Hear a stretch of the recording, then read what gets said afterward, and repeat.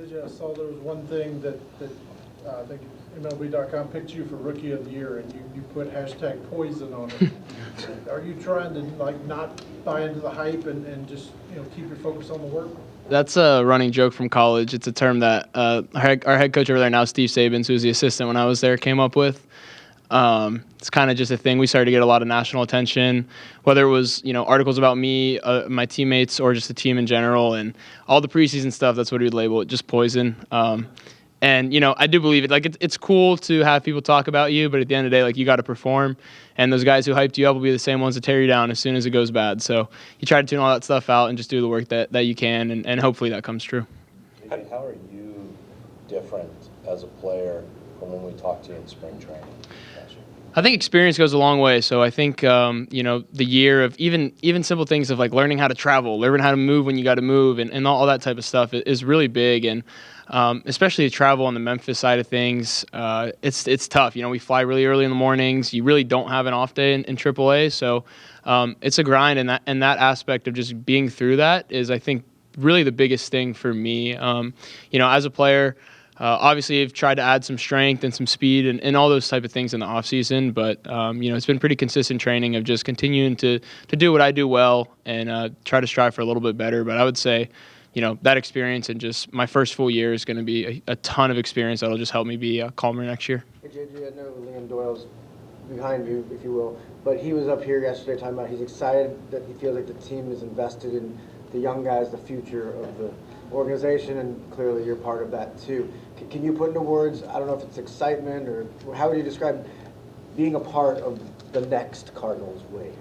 It's definitely exciting. Yeah, there's a lot of young guys who are hungry to, make a name for themselves, but also to just, bring a bunch of winning games back to St. Louis. That's what we're trying to do. And like you said, you can feel that as a young guy. For me, I came into the organization, and even though it was in 24, so it was recently, but, I got to hear, some of the guys who have been here, hey, man, minor leagues, we've got a lot of room to grow. We got to spend money in, X department and things like that. So I've been able to experience some of that already, and hoping for it to grow. I mean, things as simple of us getting an assistant trainer in Memphis this year, or an extra coach, or just little things like that, were unheard of before now. So that stuff is all big, and you can feel that hey, they're really treating us as assets and not just as, hopefully this guy will turn out, but we don't want to take the chance of helping to develop him. JJ, last year in spring training, I know you talked about going into it just sort of learning, getting the feel for things, taking it for what it was. I mean, I think this was after you had already gone back down. How different do you think you're going to approach spring training this year? Because obviously you've had a year, you've been to AAA, and I mean, Heim sat here yesterday and said it's realistic that, you could make the team. So how differently is spring training going to be for you? Yeah, I mean, you definitely nailed it there. It's completely different. I think last year it was to learn the experience, to have an experience, and this year it's to make a team. Simply put, that's what I'm trying to do. So everything's going to look different. And, still got some things where I got to be a little bit under the radar because I'm not there yet. And, you don't want to mess around with some of those guys that are, established big leaguers that need to get their work in spring training. So you get a little bit of shadow there, and you're kind of in the background, but still, going out there, trying to make a team, trying to continue to build the relationships that I had from last year. JJ, how have you sort of divvied up your work positionally this winter? We talk a lot about second and third. Obviously, it's so much short in your background. How have you split that up? Yeah, so I think defense is, a little different in the offseason because for a lot of it, position players are kind of resting their arms, so you're not making a ton of throws. That started up recently where we're starting to work a bunch more throws, and they told me at the end of the year to just do everything. Realistically, they couldn't tell me to focus on one thing, so that's what I've been doing. I would say second. I've played so much second in my life that if I shorten reps, it's usually at second base, so I would say most of my workload's been at short and third. But you just visualize footwork, whatever that is. If you're just taking fungos that day and you're not throwing, I'm just thinking, where am I at on the field that day? But I would say it's really been short and third mainly. How hard is it for you kind of in a winter where there are moving pieces, right? Like infielders are getting traded, third baseman's getting traded. There's a lot of stuff going on. How do you kind of keep your feet where they need to be, but also know what's going on kind of above you? Yeah, I mean, you see some of that stuff. You try not to pay attention to it. I listen to what the higher ups will tell me about, what they want me to work on. And so, like I told you, that was all positions. So that's what I listen to. And because, Nolan gets traded, that doesn't mean I'm like, oh, okay, here we go, third base. I need to take all my reps at third base. They told me to work everywhere. So I've been working everywhere. And until that changes, then I'll go about things differently. JJ, have you been to St. Louis before, and what's it like to go out to that field, and does it spark you to think that, hey, this is where you want to be? Yeah, this is the second time. Last time I was here, it was much warmer, so I was much more excited to go on the field. Right now, I kind of want to stay in this heat. But yeah, it's always a good sight to see. This place is beautiful, so it definitely gives you that feeling of like, man, I don't want to play in these minor league stadiums anymore. Like I want the real deal. JJ, go ahead, please. Oh, just offensively, when it comes to some of the strides you made and holding that consistency at both levels last year, what are some of the things you kind of took from that you look to build on this winter? I think talking to coordinators and our hitting coaches is kind of just like, hey man, like you know the hitter that you are, we know the hitter that you are, and just continue to improve in that. So, I'm a swing decision guy. Make good swing decisions, control the zone, drive the ball to all fields, and that's always going to be my game. So, continue to develop on that. And you look at the weight room side of things, and that's when you can try to add some power. Power is usually the tool that comes later, and I'm comfortable with the power that I have, but of course you're always trying to add that. But for the most part, just being myself and continue to drive the ball to all fields and make good decisions. You made it up to AAA. It really seemed like there was an uptick at that level. Was there something? Was it the weight room work? Is it the swing decisions? Like, how could you describe that uptick you saw later in the year? It is the baseballs. That is basically all I got. So there's the up until AA and stuff like that, you're using minor league balls, and then when you get to AAA, there's even debate that the big league balls are different than the AAA balls, but those balls go further. Not all that, like some of the stadiums fly a little bit further too, and some warmer environments and things like that. But yeah, there actually is a difference in the baseballs. JJ, Pine Bloom talked about your great ability to hit to all fields, but not just slap the other way and Yep. hit hard. Can you describe where that came from, like at a young age, or is it something you developed later on, and how you got so good at it? Yeah, I mean, it was always consistent, just taking BP with my dad. He was always, hit it up the middle, hit it to left, hit it to right, whatever it was, just messing around with that. And then college is kind of where it broke through. My swing path and everything, just the way that I swung the bat just made it more on brand for me to hit the ball to left center. And as I got stronger in college, that's when the power started to come out. And, I think last year, I really didn't hit the ball the other way as well as I wanted to, and that was kind of because of my focus and, what I had people telling me and whatnot was that we wanted to get some more power to the pull side, and that's like the name of the game lately. And you got to be careful with that because in my instance, I added a little bit of pull side power, but I lost my specialty, which is backside. So that's been a big focus this year is I need to get that back because, as you get to better and better baseball, you have to do what you do great. You cannot, if I get an outside fastball, I cannot miss that pitch. I need to hit that as a double into left center gap. So that's something I didn't do as well last year as I would have liked to. So I've been working to get back to that. The facility down there in Jupiter is obviously under construction, so when it's available. Do you have a time where you'll be able to go out on the field here in the next few weeks? Is that something you're looking forward to do with the defensive work? Yeah, they're trying to get some guys out there. It's definitely limited. It'd basically be like show up in your Cardinals gear and hop out of your truck and run onto the field because there's no locker rooms or anything like that. So that'll be a tough sell to some guys. I'm definitely going to go and check it out and just see how the work is. You'd be surprised that within professional baseball, there's a lot of limitations on workload, especially early in spring training, because they're trying to appease to a lot of guys who have been dealing with some nagging injuries and they don't want to overwork you. And so last year I actually saw a big decrease in repetitions when I went to spring training early. So I'm trying to avoid that this year. Because I went from taking 120 swings a day to taking 30, and that's just not good. So I've done things a little bit differently this year, but we'll definitely have to see how the work is over there. And if it's good work, I'll be there. If it's not, going to have to, continue to do what I do. Is playing in the World Baseball Classic for the Korean national team still on the table, or are you preparing to be in camp all spring?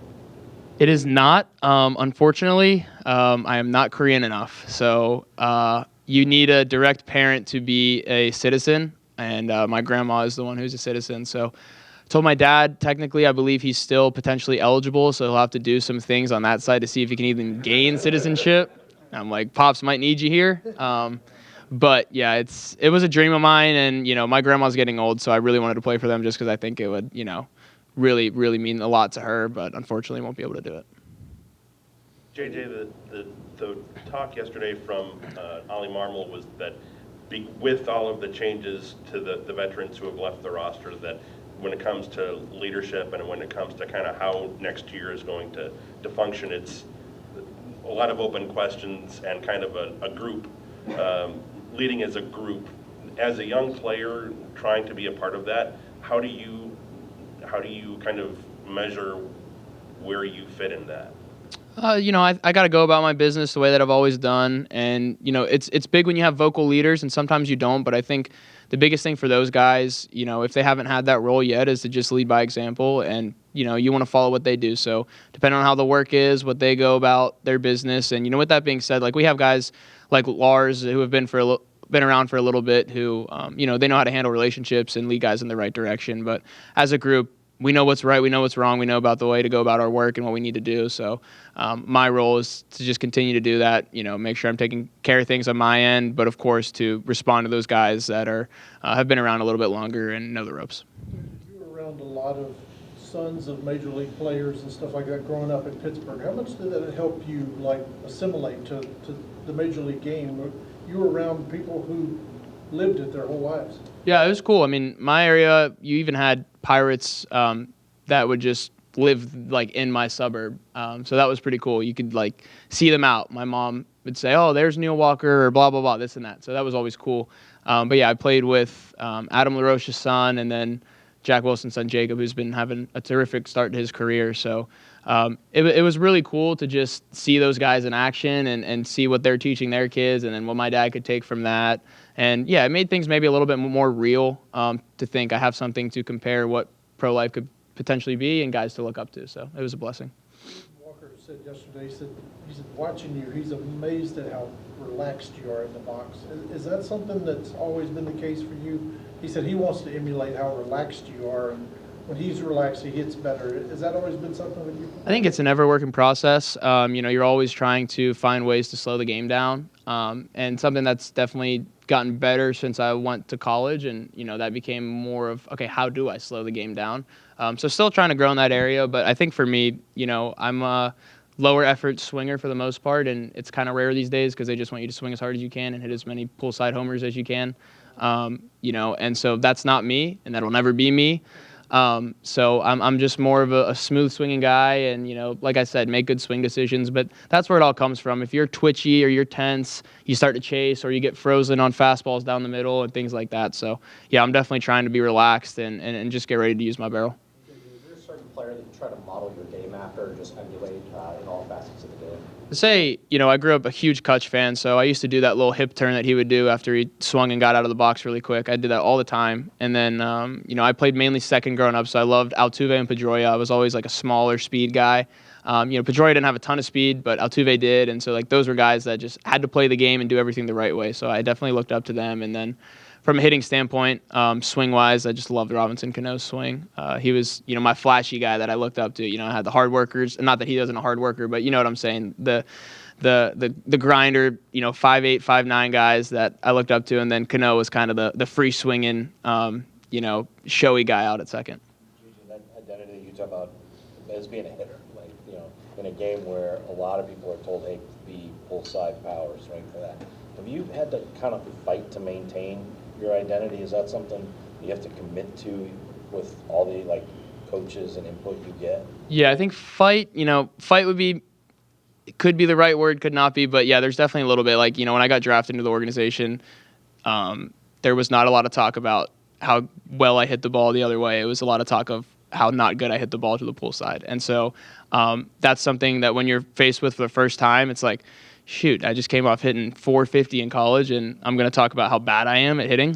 Not that, college is the pros, but you understand, And so for me, it was literally a little bit of a culture shock originally and just something that I had to, address as yeah, there is definitely room for me to grow in this area. But I think in the beginning it turned into that's what my focus needs to be.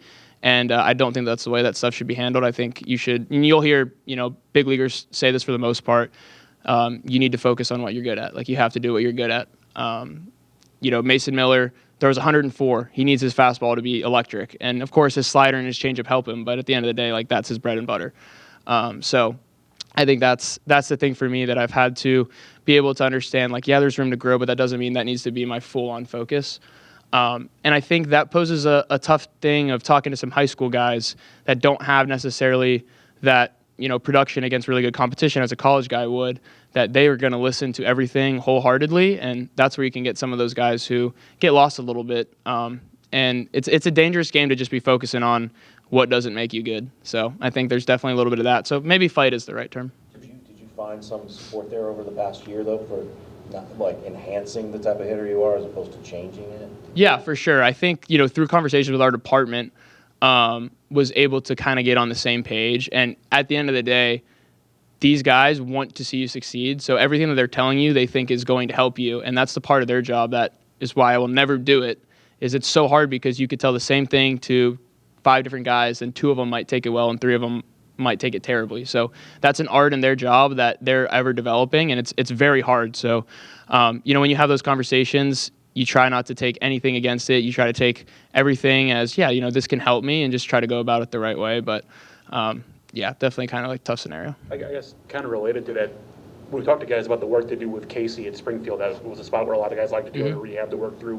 What do you think he'll bring to the big league staff, and kind of what has that relationship connection been like? I'd say he's obsessed. So that's the type of guy that you're going to want. Like that is his passion.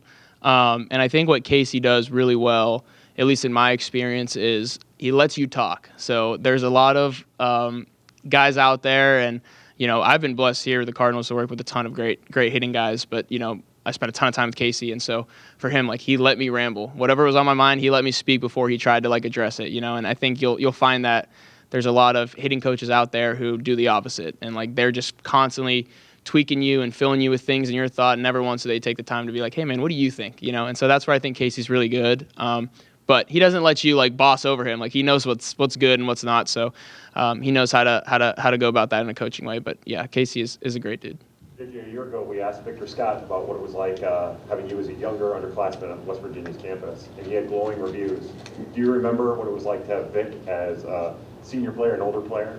Yeah, Vic's biggest thing, when you talk about a guy leading by example, that was one of the main dudes that I looked up to. The way that he went about his business was just different, and I had never experienced that before. I mean, I've said this before, but it's called the Iron Mountaineer. It's the most fit guy, and Vic won it all 3 years that he was there. He's the only person to ever do that. I don't even know if anyone's repeated before.